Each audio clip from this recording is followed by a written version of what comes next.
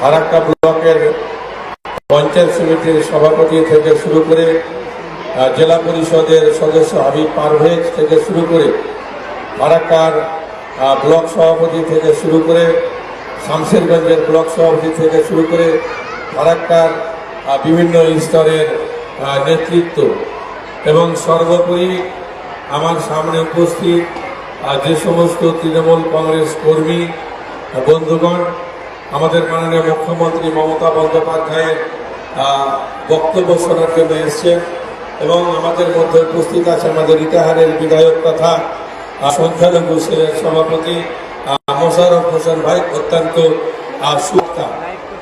এই সকলকে আন্তরিক প্রীতি শুভেচ্ছা জানিয়ে খুব সংক্ষেপে দুটো কথা বলে শেষ করব। আজকে এই যে লোকসভা নির্বাচন, এই লোকসভা নির্বাচনে আমাদেরকে সংঘবদ্ধ হতে হবে, ঐক্যবদ্ধ হতে হবে।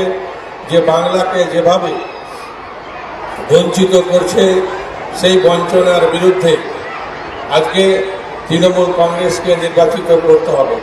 এই বিজেপি সরকার 11 লক্ষ গরিব মানুষ যাদের আবাস তালিকায় না ছিল, অথচ 3 বছর ধরে এই গরিব মানুষের আবাসনের টাকাকে আটকে রেখেছে। তার বিরুদ্ধে তৃণমূল কংগ্রেসকে নির্বাচিত করতে হবে।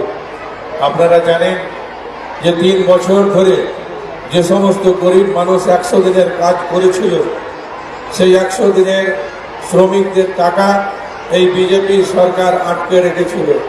আজকে মাননীয় মুখ্যমন্ত্রী তার পশ্চিমবঙ্গ সরকারের যে তহবিল থেকে সেই টাকা কিন্তু গরিব মানুষদের পেমেন্ট করেছে।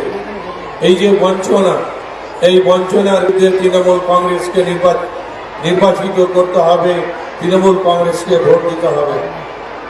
1,74,000 কোটি টাকা এই বিজেপি সরকার বাংলার বিভিন্ন খাতের উন্নয়নের টাকা আটকে রেখেছে।